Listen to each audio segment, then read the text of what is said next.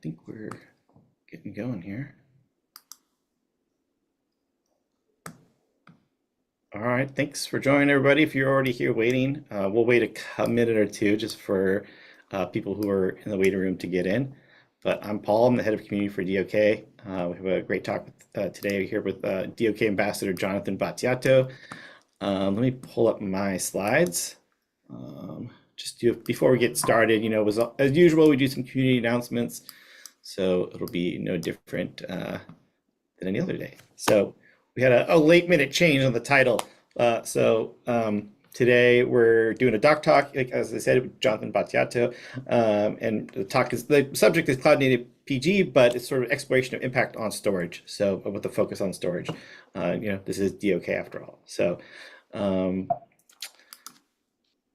to give a special thank you to EDB, one of our sponsors, our platinum sponsor for the community. So thanks for that sponsorship. Allows us to do these live streams and other events like KubeCon, which is coming up, which I'll go over as well. As I mentioned, KubeCon 2025 EU, it's in London, England. That's happening on April 1st. The schedule's available now. You can scan the QR code on the right. That'll take you to the schedule.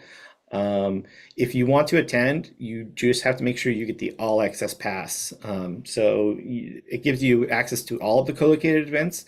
But yeah, you can only attend that co-located events day on April 1st if you get the all access pass. So I believe the price is at its final price, except for maybe like the day of. So you have up until the end of March to get your pass.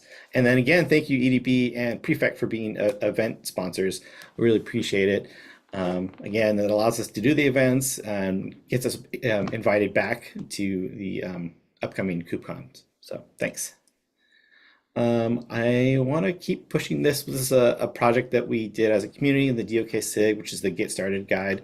So it's a community-driven document, and it's meant to help people who are just getting started with running data workloads on Kubernetes. It can be a little bit intimidating. Kubernetes is already challenging enough, so we wanted to give people a place to go who are just getting started. So we had a lot of contributions there, so thanks to all our contributors. It's on GitHub, and that QR code will take you to the GitHub page. If you have questions or you want to add sections, you can do that. All you have to do is just submit a pull request, and we'll look it over. And then you can also, if there's information that you want to see on there, you can also let us know. There's a link to a form on that document. But yeah, check that out. I just want to reiterate also that the DOK report came out just before the end of the year, and that's available on our website for free. And it's just going to talk about the year-over-year trends in the data on Kubernetes landscape. This particular one, we had sort of emphasis on AI as well, since that's a pretty predominant topic in the world right now. So give that a look, and then we will be hopefully getting started on the next 2025 report soon. And then upcoming events. So in 2 weeks from today, at the same time, we have a really awesome panel with some great people.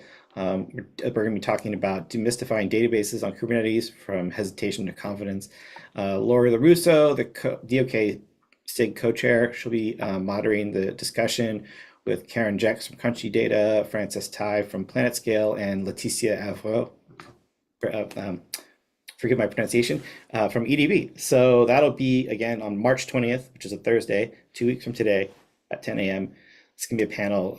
You should register for that. Don't miss that. It's going to be a really awesome talk. Lastly, if you're interested in getting more involved in the community, just scan the QR on the code on the left. That'll take you to our community page. It has lots of links to lots of different things. If you're interested in sponsoring the community, there's a link on the right. I'll take you to our sponsorship page. You can always just reach out to me as well. I'm on Slack, LinkedIn. My name is Paul Au, last name AU, and you can find me there. Okay, well, without further ado, I'm going to hand things off to Jonathan, who will get things started. Oh, I'll say, if you have questions, please put them in the chat. I'll relay them to Jonathan, and he'll get those questions answered at the end of the talk. But yeah, feel free to use the chat to add your questions. All right, thanks a lot. I'll hand things over to you, Jonathan. Thank you, Paul. Thank you for the presentation. And Welcome everyone to this doc talk. I will share the screen. Let me know if you can see that. Yep, looks good. Okay. Okay. So today I'm going to talk about the storage perspective from the overview of CloudNativePG. So there are plenty of already talk around the overview of CloudNativePG. So I thought that that on Kubernetes talk should have been emphasized at least a bit what is the impact and what will be the choice for the storage. So here I am. I will start with a question. What are the main challenges to run PostgreSQL on Kubernetes? Well, we have this question since the day zero when we start working on the CloudNativePG project. So we start to answer all the questions we had and try to find the best approach to provide an operator that can run PostgreSQL on Kubernetes. I am Jonathan Battiato. I'm Docker Data on Kubernetes Community Ambassador and member of the Cloud Native team at EDB. I am also a Linux sysadmin, former Linux sysadmin, and a PostgreSQL admin, and a Kubernetes certified administrator. So CloudNativePG, we gave right now just a bit of hints of what it is and what it does. CloudNativePG is a CNCF sandbox operator. Has been has passed the sandbox right now, so it's part of the path to the incubation of the CNCF. It is designed to manage PostgreSQL workloads on any supported Kubernetes clusters. This is just a brief. It's the first sentence that you can read inside the documentation itself, which you can retrieve by clicking on the cloud-pg.io link there or scanning the QR code. How does it work? The operator just defines a new Kubernetes resource, the customer source called cluster, that represent a PostgreSQL cluster, and it is made up of a single primer and optional number of replicas. In the Postgres world, that means that there is a main database which can replicate its own data on different instances with the same version, within the same version of PostgreSQL. And this is how it is represented in the YAML file inside the Kubernetes cluster. The kind, of course, is the name of the kind is cluster. The spec just contains, just for simplicity, this is the minimum amount of code of YAML that you can write to run Postgres cluster inside Kubernetes using CloudNativePG. So the spec contains just the instance, the number of instances, which comprises the primary instance and the replicas, the two replicas, and the storage, the size of the storage you want to save your data, your database. CloudNativePG uses convention over configuration paradigm, which means that all the other parameters that you can set and customize are set by default, and you can change whenever you want. But yeah, based on the documentation, you can read which are the other parameters that can be changed. CloudNativePG has many features. The main ones are these listed here. The first that I want to emphasize is the self-healing with the direct integration with the Kubernetes API server.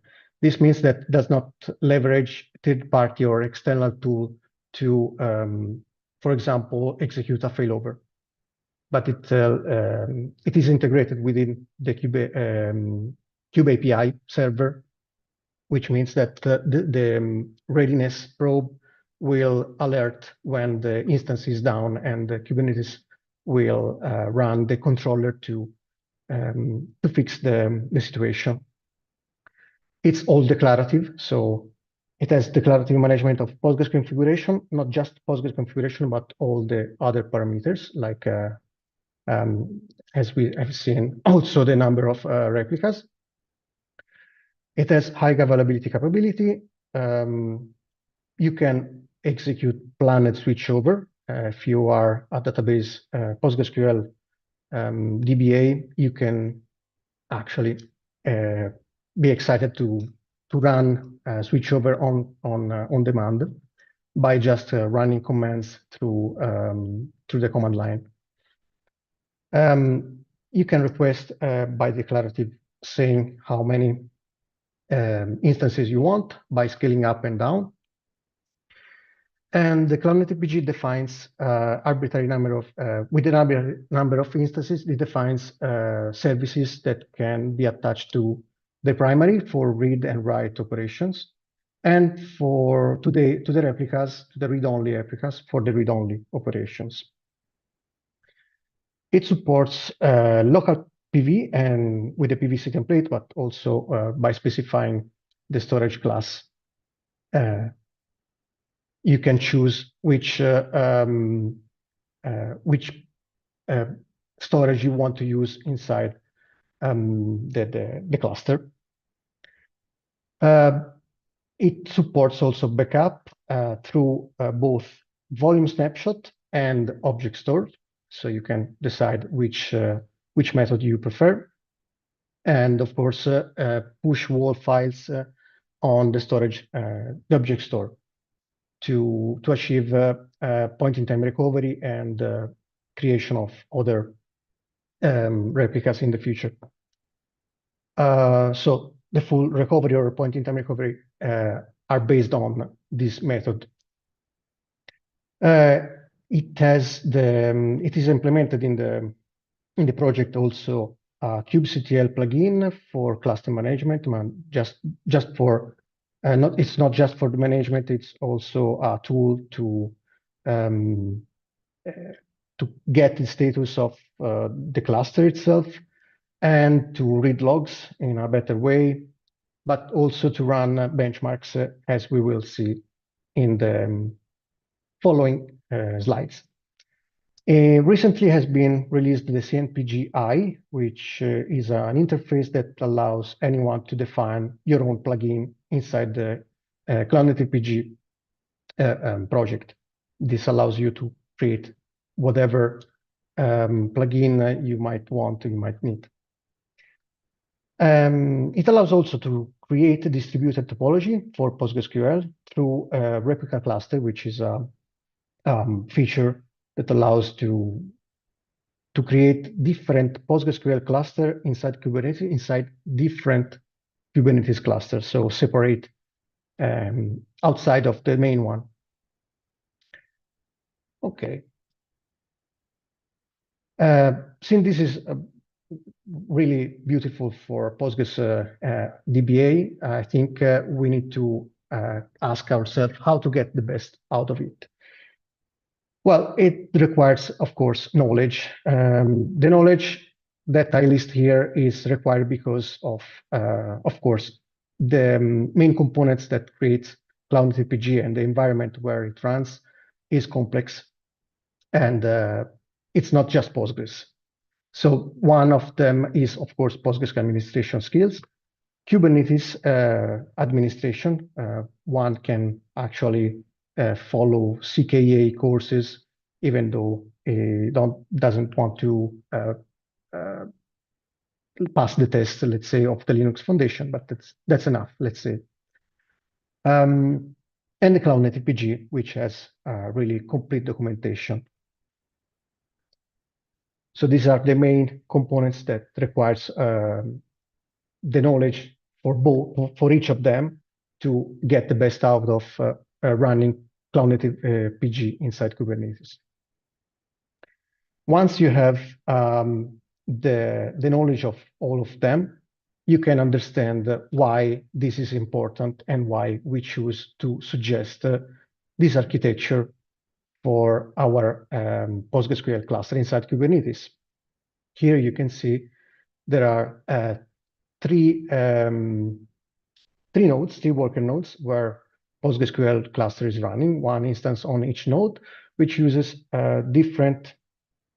each node runs on different availability zones. For example, 3 data center here.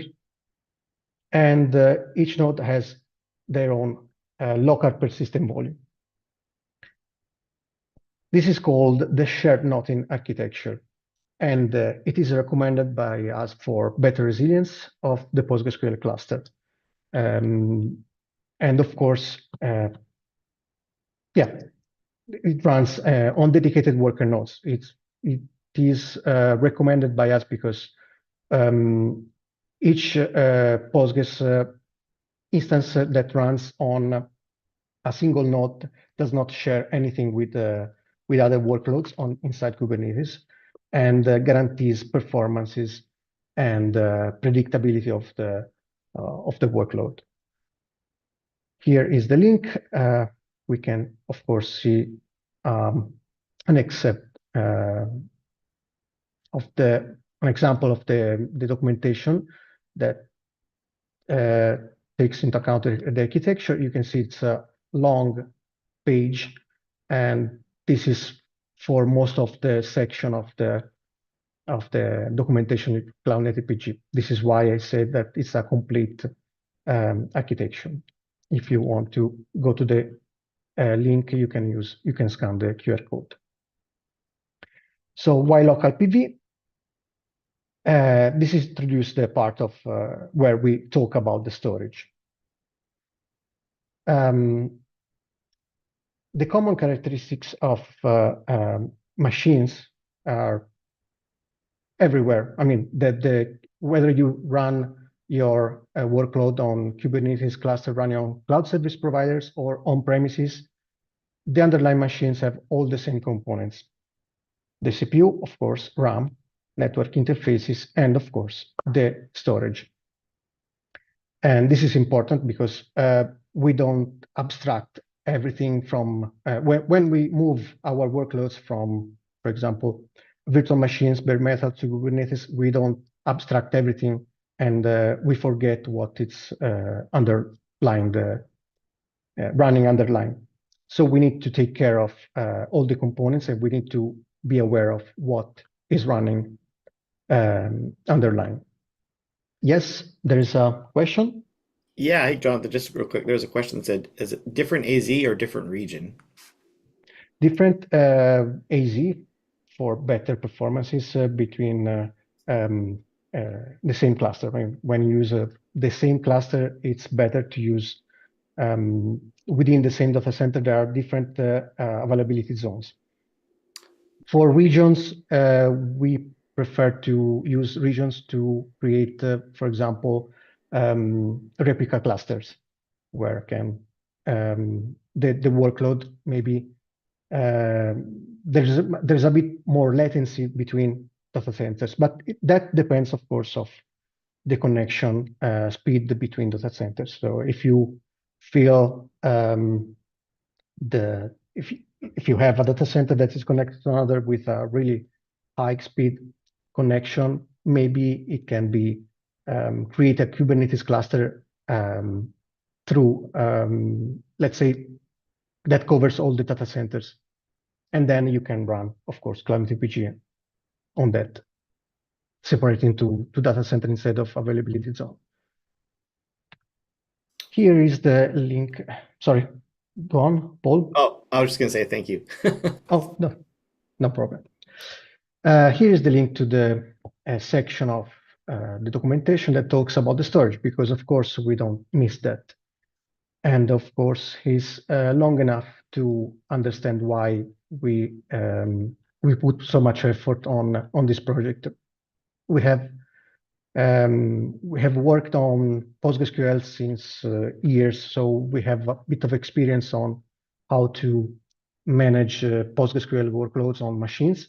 And we used to test machines, benchmarking machines for preventing surprises on customers when run PostgreSQL workloads. So this section of the storage is one of the summary of our skills and experience, let's say.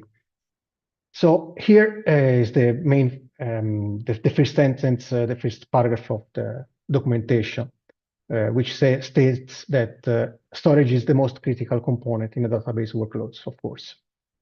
Must be available, scale, perform well, and guarantee consistency and durability. We expect that from the storage. The same expectation, of course, that we expect from traditional environments must be, of course, validated by Kubernetes as well. So we expect the same characteristics and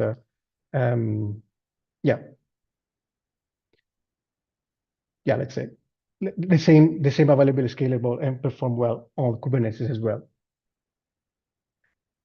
So this is important to know exactly how your data is stored on Kubernetes as well. There are different layers. That means different choices, which makes many combinations. Here is just an example of how complex can metrics of this combination can be. For the layer of hardware, we can have write controllers, for example, or we can use direct attached storage, which is one of the great invention of for Postgres people, or storage area networks.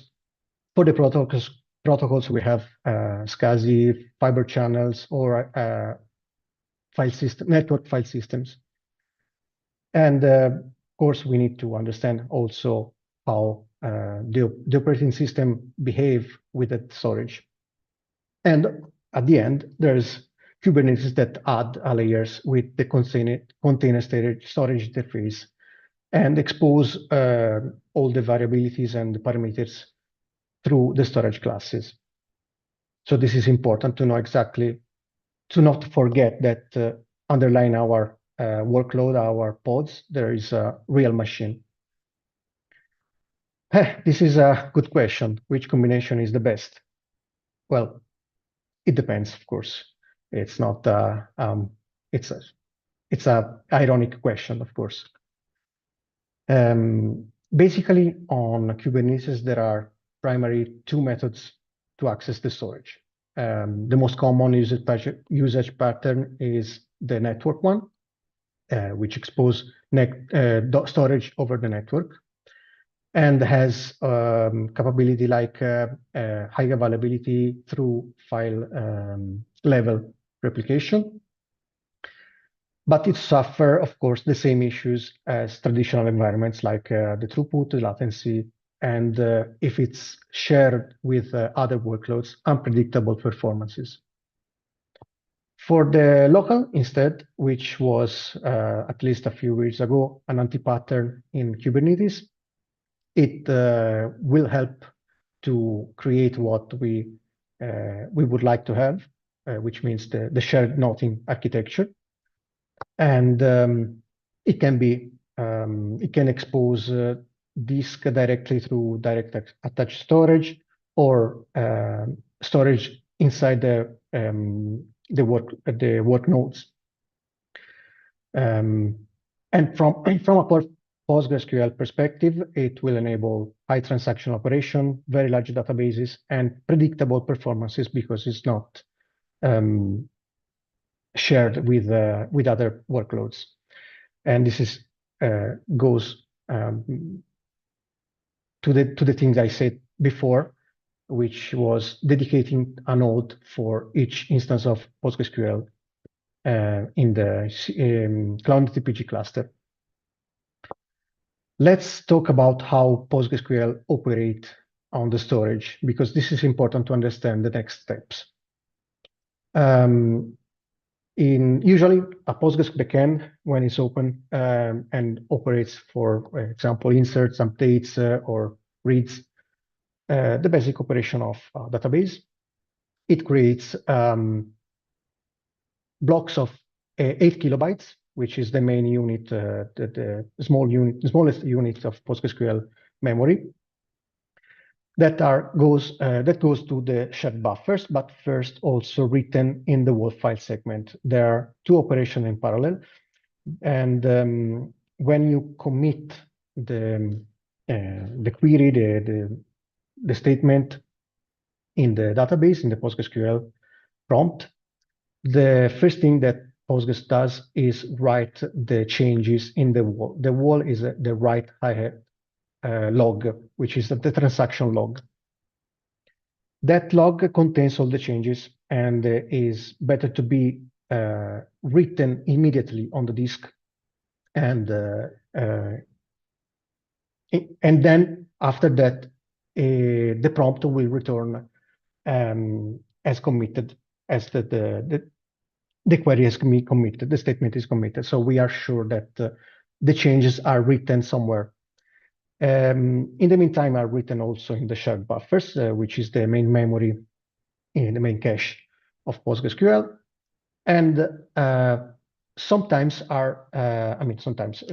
during the workloads, let's say, the pages that are changed in the memory are synced into the disk in the page data, which is the main directory that contains all the database files.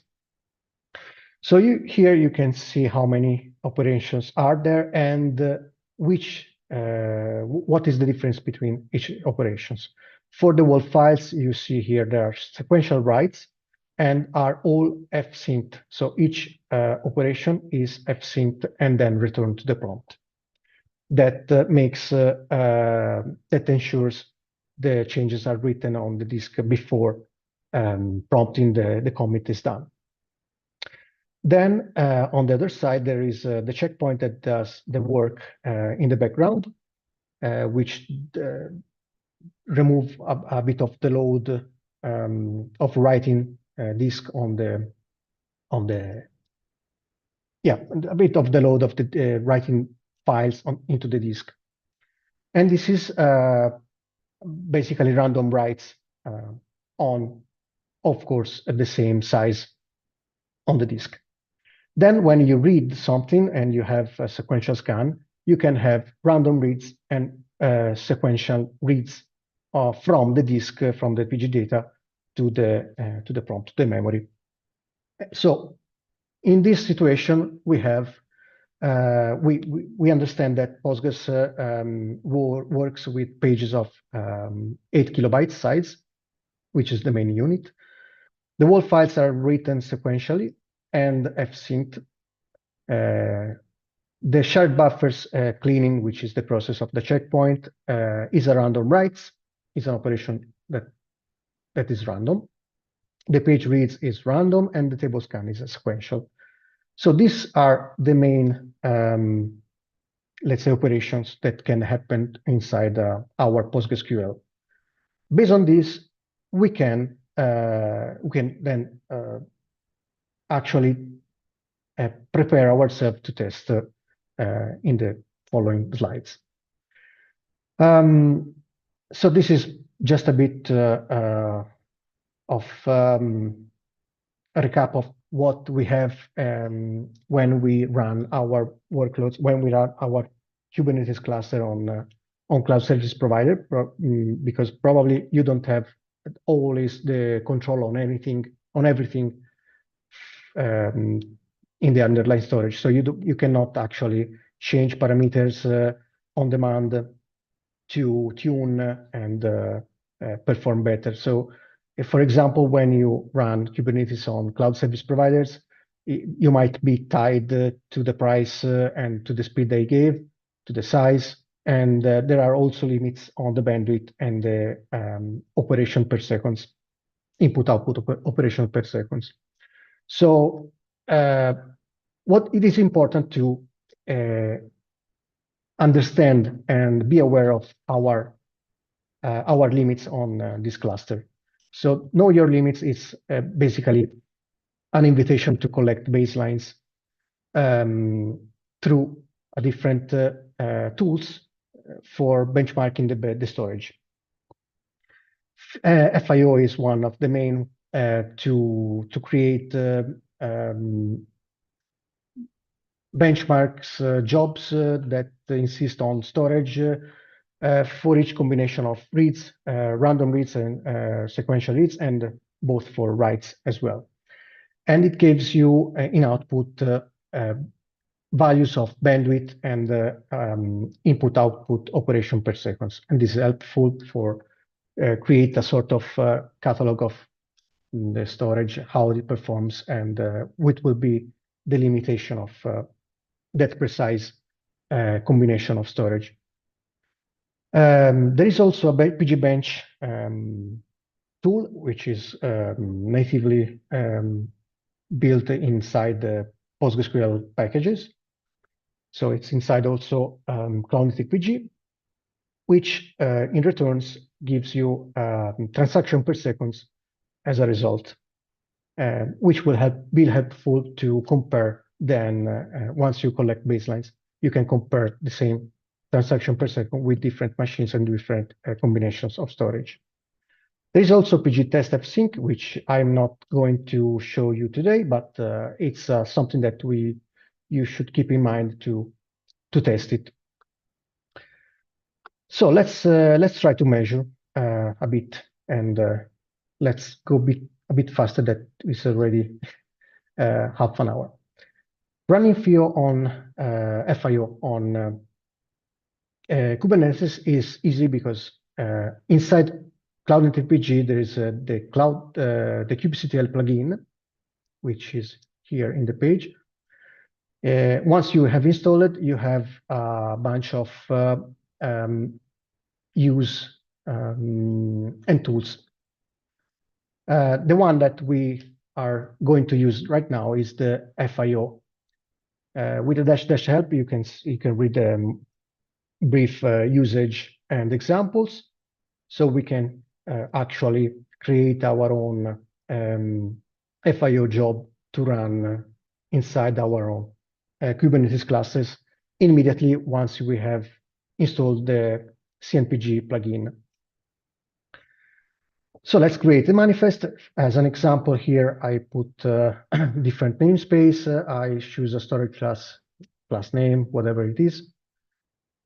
And the file, and I redirect everything inside a file, the FIO benchmark.yaml. This file contains mainly three resources, Kubernetes resources. One is the deployment of the FIO.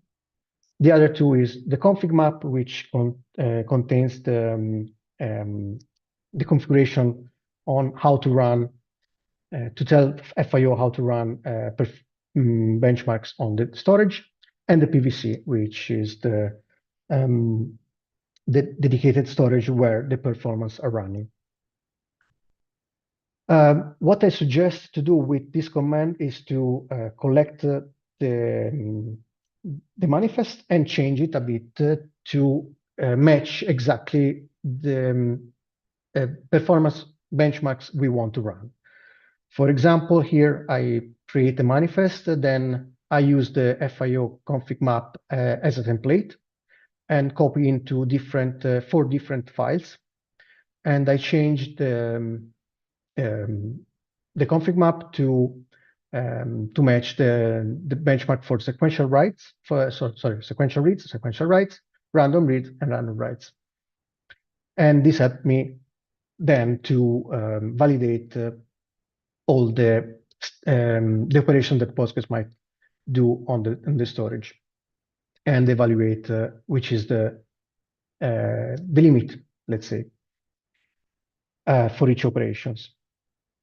Then to run the FIO benchmark, you need to apply the deployment. But before applying the deployment, you need to change a bit the config map because it will point to the right sorry, you change the deployment because you need to point to the right config map, which is one of these four. So my suggestion is to first apply the manifest of the PVC, then apply all the config maps altogether, and then change the deployment one at a time for each config map. Let's see how can that how can we do that in an example. Here there's the config map in the left. As you can see, the name is sequential writes FIO, where it is also replaced in the name of the items here in the config map. And also the PVC here, I didn't bold it, but the PVC here is this benchmark FIO, where you can, of course, change the class name whenever you want to try different class names with different storage class. Here in the config map, I can show you a bit few parameters important. One is the block size, which is 8K to replicate the behavior of PostgreSQL. The IO engine is sync to replicate the fsync of PostgreSQL, of course, and the write, which here is the sequential one. You can read, of course, the documentation of FIO here and create your own config map based on, of course, the parameters you want to try. Once the deployment is done, it will expose web server, which give you a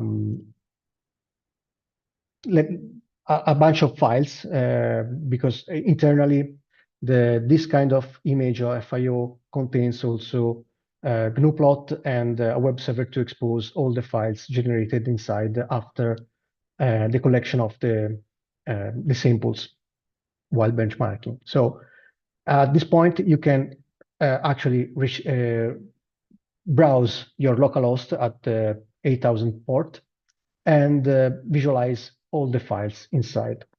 This is an example of IOPS, the input-out operation per seconds, which in my case are on average 10,000.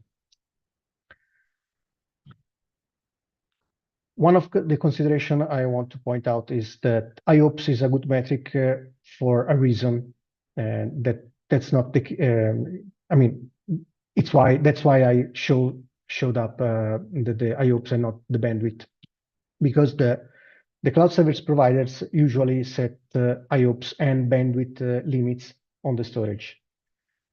But PostgreSQL operations are performed on, as we have seen earlier, on units of 8 kilobytes blocks. Usually, Postgres reach the IOPS cap before the bandwidth cap. So usually you can find yourself not reaching the bandwidth limit because you have already reached the IOPS. And this is because there is also an IOP limitation. And when you want to try to find out how the amount of bandwidth, you can always multiply the IOPS times 8 kilobytes, and you can find the bandwidth. Then we can step forward and go to run benchmarks on Postgres itself, running the PG bench on Kubernetes. This is, as earlier I said, that CNPG plugin is the right tool to do it, because it contains also the PG bench subcommand that creates manifest for PG bench. Here's an example of the help, and as you can see, you can create. You need to point to the right cluster. So here there are two separate steps to do the benchmark with PG bench. The first one is the initialization of the database. Here is the command, the example of the command to run, to create the YAML file.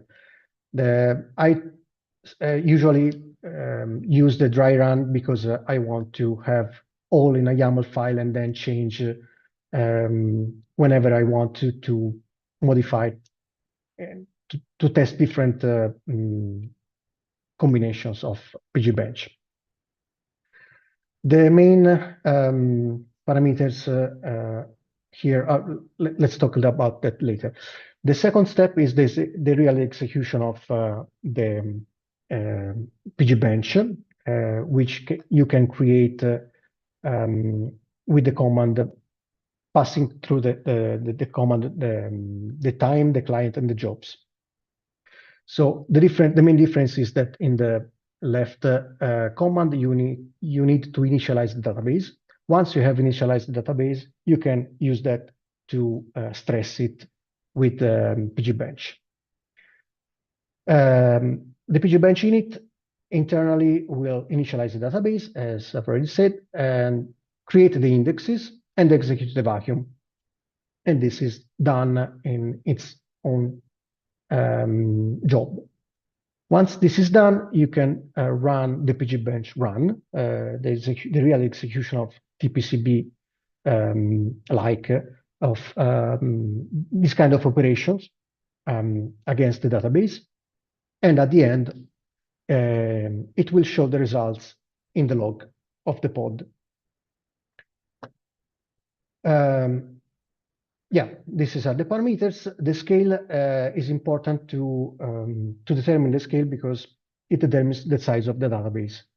So if you want to know what scale you need to give to the PGBench init, you can use this formula to retrieve the number of the scale. So you can put here the DB size in gigabyte. Here in the middle, you replace this variable, and you obtain the scale factor. And this is important because you don't want to end up creating thousands of gigabyte, let's say terabytes of database, and then wait hours to initialize the database, and then ending up with an error of no space left on the device. So you need to be careful on that. For the PGBench run, you have the time, which is the duration of the benchmark itself, the jobs, the number of processes that uses PGBench to insist on the database, and the clients, which is the number of backend opened on the database. The PGBench results are, of course, in transaction per second. And here is an example. Once the job is done, you can retrieve the transaction per second here in the last line of the log. And of course, at the recap of the number of clients, the duration, etc., etc. But how can you compare FIO and PGBench results? Because one is gives you IOPS and bandwidth, the other one is gives you transaction per second, which are not the same thing. Well, the recommendation is to create the monitoring first in the first place, let's say. The monitoring, you can achieve that using in Grafana and Prometheus together, because CloudNativePG exports metrics in the Prometheus format. And once you have that, you can read, of course, the section of monitoring here and learn how to actually monitor the cluster itself. And okay. And yeah, and of course use Prometheus to create dashboards in Grafana. I'm sorry, use Prometheus node exporter to export metrics of the node itself, which is helpful to understand how the storage behaves. yeah, this is the most important part that we want to consider when we install the node exporter for our experiment. The CNPG Grafana dashboard, which is also helpful to visualize in the dashboard the behavior of the cluster itself when you run, for example, PGBench. And then you can compare the Grafana dashboard for both FIO and PGBench, and then understand better how that behaves in terms of bandwidth and IOPS. Yeah, let's see an example here. Here is an example of Grafana for the node exporter on read and writes. Don't consider the absolute values, just see the graphs. And while this is the CNPG dashboard created to control and to monitor the cluster itself, the CNPG cluster itself. Yeah, I reached the conclusion of this presentation. Is an overview. Is not.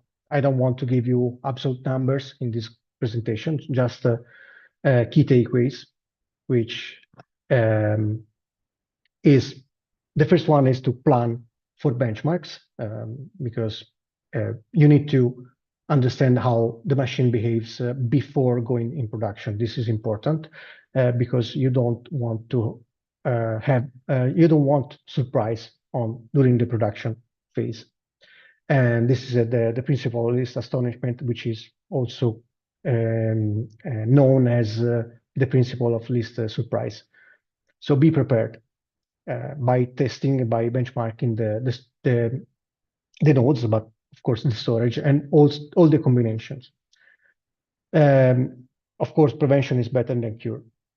This is one of the basic principles I want to share with you. Then you can compare results once you have all the tools that I've shown in this presentation. You can actually start testing your own combination of different storage classes, of course, and also evaluate also network storage, for example, and decide which is the best for your use case. And of course, the decision will be made based on scientific method and not just for hype or buzzwords. Also, with this, I want you to think about evaluating local volumes because it will help. For example, when you use PostgreSQL in CNPG, it will leverage only the PostgreSQL physical replication instead of the storage level replication, which opens to a better way to replicate data of the database because it allows you also to go in synchronous mode for the commit. So every time you commit on the primary, you ensure that at least one replica, for example, has written the same data before returning to the prompt. And this allows you to have high availability, real high availability and of the data on different nodes, on work nodes, so different places with the same data. Yeah, also the physical replication of Postgres allows you to differentiate, to balancing the load, the workload of operations to point to different service like read-only operations just for replicas and read and writes operation to point to the primary, removing a bit of load to the primary itself.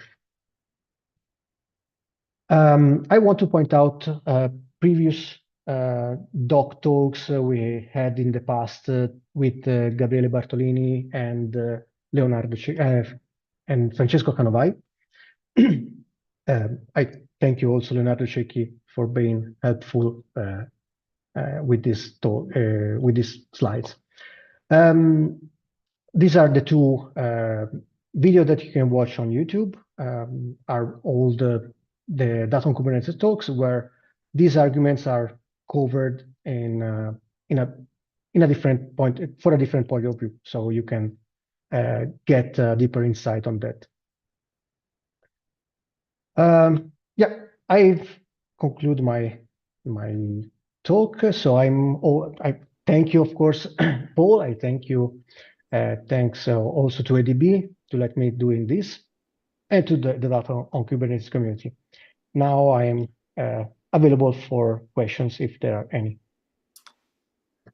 Yeah, again, if there are any more questions, just add them in the chat. You answered one of them, and I believe Gabriele answered another one, which was, what is the full form of FIO? So I think he pointed someone in the right direction.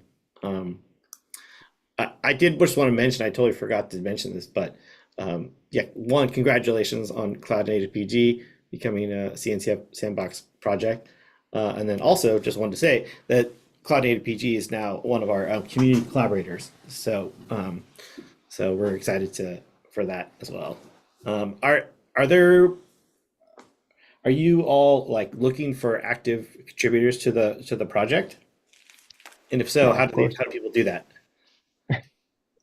Well, there's I can show you probably here.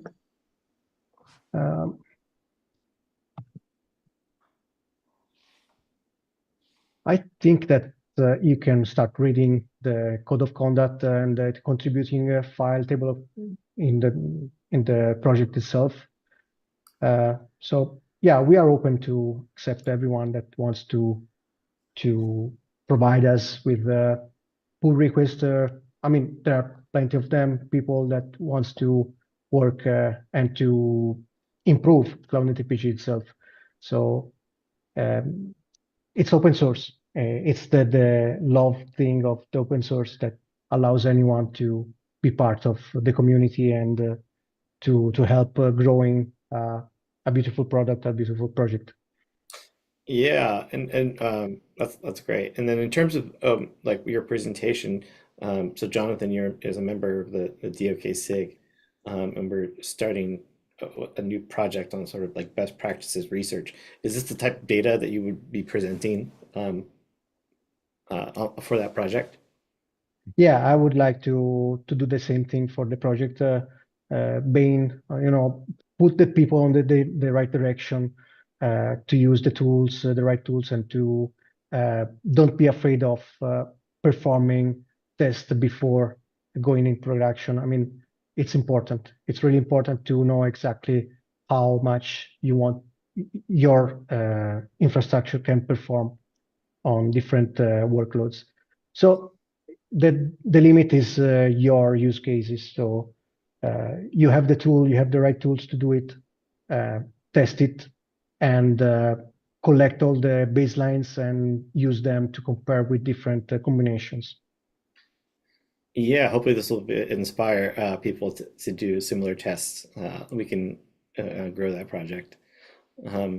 There was one question, another question here that just came in. It's more of a generic question regarding PG Docker image. Is there any decision on extensions that is included in default image?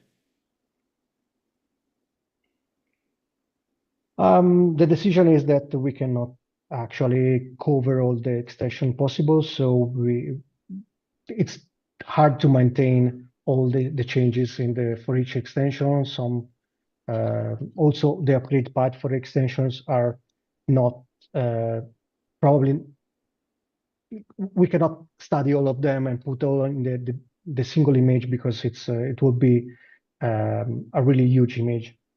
And we delegate that to a community that want to provide images with that specific extension. Then we are open to talk and to discuss this. So we don't close the doors to anyone. We just decide to do, let's say, that the easy path because it will be the way to maintain the project itself. Okay, awesome. Any other questions anybody wants to ask Jonathan? Now's the time. But if not, if you think of a question later, or if somebody's watching this later, what are some ways like people can get in touch if they have questions with you? Oh yeah, yeah, you're right. Yeah, I didn't put my email. I can show you. I can put here in the chat probably. Yeah, well, no, I'll say that Jonathan is on the DOK Slack. So if you're on there, um, Yeah, I also on the in the Slack channel of DOK on the CloudNativePG Slack channel. So also jonathan.battiato at enterprisedb.com is my uh, work email. So you can use that to, and then we can change channel, for example. awesome. And if you're interested in also you should join the DOK SIG, and you can um, ask Jonathan questions there too. And then also he can you can run your own experiments. Um, well, great. I mean, this was awesome. I really appreciate you putting this together. Uh, as always, your expertise is well appreciated. So thank you so much for doing Thank you. this. And yeah, if there are any other questions, feel free to reach out to me, and I can pass them to Jonathan if you don't know how to reach him. Yeah, but thank you for everything. Thanks for joining us, people, and we'll see you at hopefully coming 2 weeks to our panel um, about demystifying running database on Kubernetes. So that'll be a really great panel. So, all right. Well, thanks a lot, everybody. We'll see you.